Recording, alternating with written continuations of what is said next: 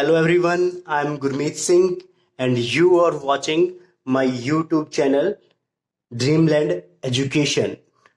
इससे पहले वाले वीडियो में हमने जो है प्रोनाउन टॉपिक स्टार्ट किया था और प्रोनाउन के दो काइंड हम ऑलरेडी कर चुके हैं, जिनमें से फर्स्ट हमने किया था पर्सनल प्रोनाउन और दूसरा हमने किया था पोजेसिव प्रोनाउन। इस पार्ट में हम जो है आगे वाले काइंड्स को डिस्कस करेंगे। अगर आपने मेरे चैनल को सब्सक्राइब नहीं किया है तो प्लीज मेरे चैनल को सब्सक्राइब कर दीजिए और कमेंट सेक्शन में जाकर आपको वीडियो कैसा लगा वहां पर आप कमेंट डाल सकते हैं। अगर आपकी इस वीडियो से रिलेटेड कोई कंफ्यूजन है या क्यूरी है तो वो भी आप वहां पर डाल सकते हैं। तो शुरू करते हैं आज का topic, reflexive and emphatic pronoun. Reflexive and emphatic pronoun, ठीक है।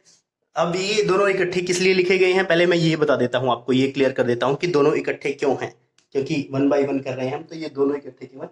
ये दोनों इकट्ठे होने की वजह ये है कि इन दोनों में ही same kind of pronoun use होते हैं। Same kind of pronoun reflexive में भी ये myself, himself, herself, itself, ourself, yourself, themself reflexive में भी यूज होते हैं और एम्फेटिक में भी ये सारे यूज होते हैं, ठीक है। ये सारे यूज होते हैं, बस इनका यूज सेंटेंस के हिसाब से यूज जो है, यूज में डिफरेंस है कि कैसे यूज होंगे। तो ये आपको डायग्राम दिखाई दे रहा होगा, ये सिंगुलर प्रोनाउन है सारे के सारे। माई से माई सेल्फ बना है, हिम से हिम सेल्फ बना है, हर से हर सेल्फ बना है, इट से इट सेल्फ बना है। ये ध्यान रखिएगा कि ये सिंगुलर है सारे के सारे। माई हमने पर्सनल प्रोनाउन से ही बने हैं सबके सब। पर्सनल प्रोनाउन जो सिंगुलर थे उनके साथ सेल्फ लगा हुआ है और जो प्लूरल हैं उनके साथ सेल्व्स लगा हुआ है, सेल्व्स, ठीक है, सेल्व्स लगा हुआ है। Myself, himself, herself, itself, ये तो सिंगुलर है प्रोनाउन, ठीक है। और ये yourself, ourself, themself, ये हैं प्लूरल, ठीक है। ये आपको समझ ही आ गया कि ये दोनों काइंड्स में ही जो है ये प्रोनाउन यूज होते हैं, ठीक है। अब इनका जो है हम ये देख लेते हैं कि डिफरेंस कैसे करेंगे, कि कैसे पता चलेगा सेंटेंस को देखकर कि कौन सा रिफ्लेक्सिव है और कौन सा एम्फेटिक है, ठीक है। तो आइए हम अब इसको डिस्कस कर लेते हैं वन बाय वन कि इनका यूज में क्या डिफरेंस होता है और क्या होते हैं एक्चुअल में, ठीक है। देखिए रिफ्लेक्सिव से समझिए पहले, रिफ्लेक्सिव क्या होता है। रिफ्लेक्सिव बना है रिफ्लेक्शन वर्ड से। किससे बना है? रिफ्लेक्शन वर्ड से बना है। रिफ्लेक्शन क्या होता है?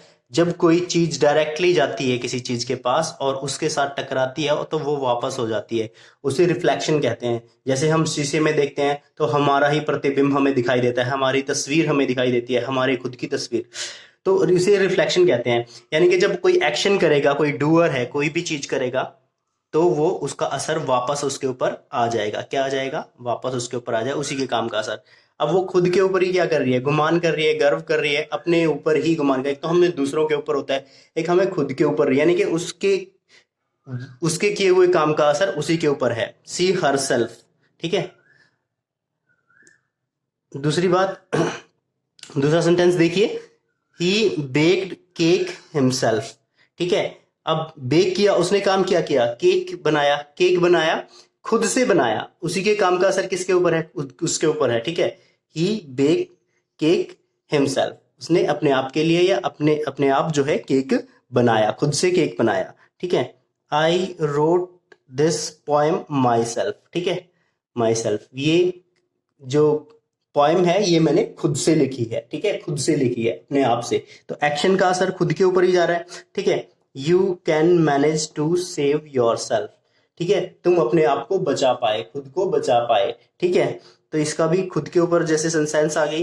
ही enjoyed ourself, we enjoyed ourself there, हमने वहां पर खुद जो है मजे किए, अपने आप के साथ मजे किए, मिलकर मजे किए, कह सकते हो। दे हर्ट देम सेल्फ, ठीक है, उन्होंने खुद को घायल कर लिया, चोट लगा ली कह सकते हो, घायल कर लिया या चोट लगा ली कह सकते हो, ठीक है।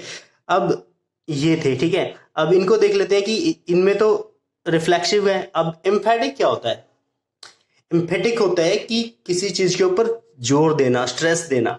बोलने से पता चल जाएगा इन दोनों में क्या डिफरेंस है। जैसे देखिए, सी हर सेल्फ इज रिस्पॉन्सिबल, कि वो खुद जिम्मेदार है, खुद, खुद के ऊपर थोड़ा स्ट्रेस देना पड़ेगा बोलने के लिए कि वो खुद जिम्मेदार है। तो यहाँ पर स्ट्रेस आता है इनके ऊपर, ठीक है, स्ट्रेस आएगा बोलते वक्त, वो खुद जिम्मेदार है। देखो ये सेंटेंस देखो, she is very proud of herself, उसे खुद के ऊपर गुमान है। वो खुद बोलते वक्त बिल्कुल भी स्ट्रेस नहीं आई, ये सिंपली बताया जा रहा है कि वो खुद के ऊपर गुमान है।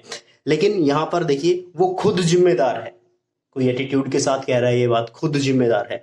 ऐसे ही ये है, he himself offered the help, उसने खुद मदद के लिए ऑफर दिया, खुद की मदद के लिए ऑफर दिया, खुद मदद के लिए ऑफर दिया। यहाँ पर भी खुद पे स्ट्रेस आएगी, myself, I myself want to go there, मैं खुद जाना चाहता हूँ, खुद से जाना चाहता हूँ। वो भी एटीट्यूड की बात कर रहा है, एटीट्यूड में बात कर रहा है, वो खुद से जाना चाहता है, ठीक है। You yourself go to him, तुम खुद जाओगे वहां पर, ठीक है, खुद जाओगे, तुम वहां पर खुद जाओगे, ठीक है। We ourself did this, ये हमने खुद से किया है, खुद से किया है, खुद किया है, हमने खुद किया है, ठीक है, हमने खुद किया है। यहां पर भी स्ट्रेस आ रही है, इम्फेसिस आ रहा है बोलते वक्त, they themselves can do it, वो खुद कर लेंगे या वो खुद कर सकते हैं, यहां पर भी स्ट्रेस आएगी। ये बोलते वक्त स्ट्रेस आती है। और एक और डिफरेंस ये है, मेनली वैसे हार्ड एंड फास्ट रूल तो नहीं है, लेकिन मोस्टली ये सब्जेक्ट के जस्ट बाद आते हैं। देखो सब्जेक्ट के जस्ट बाद आए हुए ना, ही के बाद जस्ट आया हुआ है, आई के बाद जस्ट आया हुआ है, ठीक है, यू के बाद जस्ट ये देमसेल्फ आया हुआ है, वी के बाद ये जस्ट आया हुआ है, देम के दे के साथ ये आया हुआ है, ठीक है, जस्ट बाद आया हुआ है। और यहाँ पर ये एंडिंग में आते हैं मोस्टली, ही हिमसेल्फ एंड में है, आई माई सेल्फ एंड में है, यू योर सेल्फ एंड में है, ठीक है, वी एंजॉयड आवर सेल्फ ये एंड में है, दे हर्ट देम सेल्फ ये भी एंड में है। बस इनका ये ध्यान रखिएगा कि अगर आप सेंस निकाल पाए ना सेंटेंस की तो इजी हो जाएगा आपके लिए समझना कि जहां पर स्ट्रेस आएगी एम्फेसिस आएगा, एम्फेसिस होता है दबाव, ठीक है, दबाव या प्रेशर, ठीक है, और ये होता है रिफ्लेक्शन, कोई चीज किसी चीज के साथ टकरा कर वापस आना, रिफ्लेक्शन होता है, ठीक है। तो ये रिफ्लेक्सिव थे और ये एम्फेटिक प्रोनाउन थे। आई होप आपको समझ आएंगे। एक चीज और ध्यान रखिएगा कि आई माई मी, आई माई मी, आई माई मी के साथ क्या होता है, माई सेल्फ यूज होता है, ठीक है। शी के साथ हर सेल्फ यूज होगा, ही के साथ हिम सेल्फ, ये देखो ये आपको याद रहने चाहिए। आवर के साथ आवर सेल्फ होगा, माई के साथ आई माई मी के साथ माई सेल्फ यूज होता है, दे के साथ देम सेल्फ यूज होता है। इस चीज का भी ध्यान रखिएगा, ठीक है।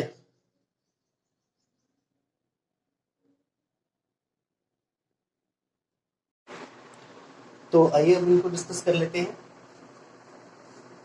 Interrogative pronoun and relative pronoun. मैंने इकट्ठा इसलिए लिख दिया है क्योंकि दोनों ही प्रोनाउंस में, दोनों काइंड ऑफ प्रोनाउन में क्या होता है, same kind of pronoun use होते हैं। जैसे वहां हुए थे ना एम्फेटिक और रिफ्लेक्सिव में, हु यहाँ भी यूज होता है, हुज, ये दोनों सेम ही रहेंगे। इनमें भी सिर्फ यूज का डिफरेंस है, यूज में अंतर आएगा, ठीक है।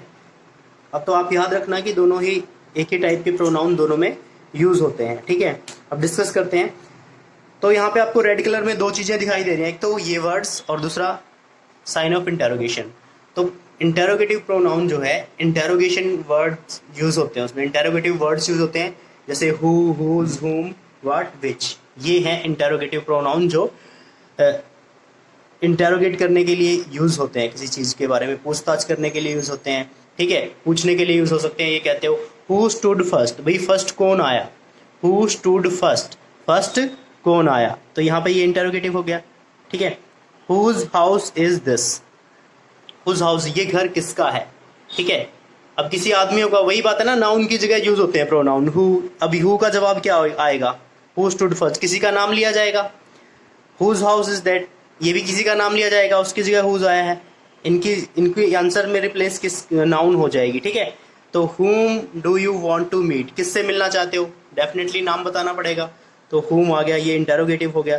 ये भी व्हाट हो गया, व्हाट क्या, ठीक है, किसके लिए या क्या या किस होता है इसका मतलब, ठीक है। What are you waiting for, किस चीज का इंतजार कर रहे हो, किसके लिए इंतजार कर रहे हो। Which colour do you like, भी कौन सा कलर पसंद है, अब आपको नाम बताना पड़ेगा। भैया ना नाउन की जगह यूज होते हैं, ये इंटेरोगेटिव वर्ड्स हैं जो जिन्हें इंटेरोगेटिव प्रोनाउन कहा जाता है, और ये क्वेश्चन पूछने के लिए यूज किए जाते हैं। इनकी पहचान यही है, सेंटेंस से आपको पता चल जाएगा। लास्ट में, स्टार्टिंग में ये वर्ड्स आएंगे, अगर ये वर्ड्स स्टार्टिंग में आए हैं तो ये और एंड में interrogative word sign of interrogation आया है, तो वो क्या है, इंटेरोगेटिव प्रोनाउन है। आप कह दोगे सर ये भी तो है, अगर ये आ गए ना, इनके लिए मैं बताता हूँ आपको थोड़ी देर में। ये ध्यान रखना, ये बीच में आते हैं। रिलेटिव का मतलब क्या होता है, रिलेटिव का मतलब होता है रिलेशन बनाना, दो सेंटेंसेस को जोड़ने का काम करते हैं। ये बीच में आते हैं सेंटेंस के, स्टार्टिंग में नहीं आते, और ना ही एंड में इंटेरोगेटिव आएगा। सेंटेंस के एंड में साइन ऑफ इंटेरोगेशन नहीं आएगा, और ना ही ये बिगिनिंग में आएंगे, ये आएंगे बीच में, सेंटेंस के बीच में आते हैं, तब ये रिलेटिव बनते हैं। अगर सेंटेंस के स्टार्टिंग में आ जाए तो ये इंटेरोगेटिव बनेंगे, अगर सेंटेंस के बीच में आ जाए तो रिलेटिव बनेंगे, ठीक है। और ये यहाँ पर रिलेटिव का मतलब होता है सेंटेंस को जोड़ने का काम करते हैं। इनको बारे में एक बार और डिस्कस कर लेते हैं हम सेंटेंस के साथ। तो रिलेटिव प्रोनाउन को डिस्कस कर लेते हैं हम। रिलेटिव बना है रिलेशन से, रिलेशन जो दो चीजों के बीच में रिलेशन बनाता है, दो चीजों के बीच में रिलेशन का मतलब होता है दो चीजों को जोड़ने वाली चीज, या ये कह सकते हो कि दो चीजों के बीच में संबंध होना, कुछ रिलेशन उसी से बना है ना, तो उसके रिलेटिव प्रोनाउन इसलिए कहा गया है क्योंकि ये देखिए इस तरफ क्लास है, इस तरफ फ्रेज है, इन दोनों को जोड़ने का काम करेगा, क्लास फ्रेज को जोड़ने का काम करेगा, इन दोनों को जोड़ने का काम इससे जुड़े हुए हैं। ये सेंटेंसेस जो हैं इन रिलेटिव प्रोनाउन से जुड़े हुए हैं, ठीक है।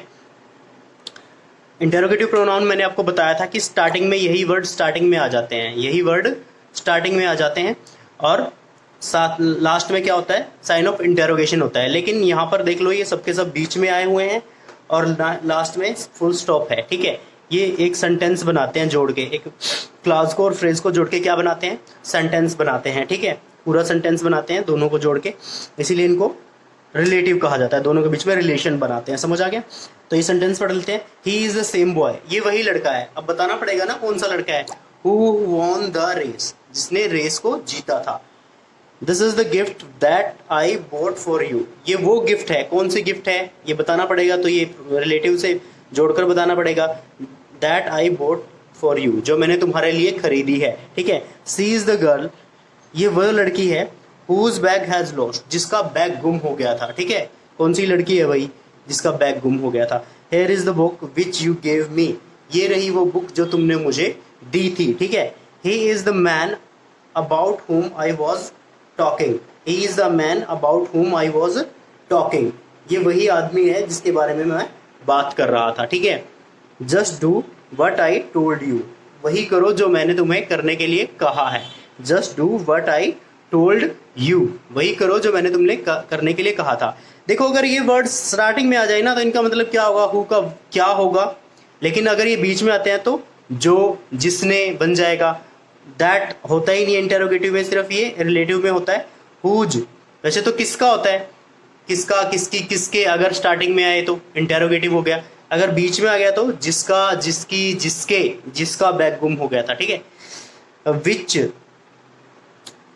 अगर स्टार्टिंग में आया तो कौन सा, कौन सी या कौन से होता है। अगर ये बीच में रिलेटिव के रूप में आया तो जो, जो, ठीक है, जो होता है इसका मतलब।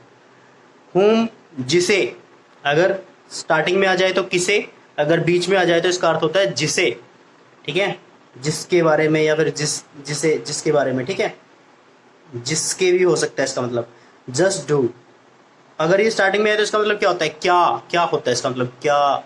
और अगर ये बीच में आ गया तो इसका मतलब क्या होता है, जो होता है, ठीक है। तो ये रिलेटिव प्रोनाउन थे, आप आई थिंक आपको समझ आए होंगे, ठीक है। अब हमसे आगे वाले जो प्रोनाउंस हैं वो डिस्कस करेंगे, ठीक है। तो यहाँ तक हमने आज किया है। इससे आगे के जो प्रोनाउन हैं वो हम अगले टॉपिक में डिस्कस करेंगे। आज के लिए इतना ही इनफ है। अगर आपको ये वीडियो पसंद आया हो तो प्लीज़ लाइक का बटन दबा दीजिएगा। जिन्होंने सब्सक्राइब नहीं किया वो सब्सक्राइब कर दीजिए मेरे चैनल को। और अगर आपको ये वीडियो देखते वक्त कोई कन्फ्यूज़न हुई है, कुछ समझ नहीं आया, तो कमेंट सेक्शन में जाकर आप कमेंट डाल सकते हैं, सवाल डाल सकते हैं, पूछ सकते हैं। Thanks, have a very nice day to all of you.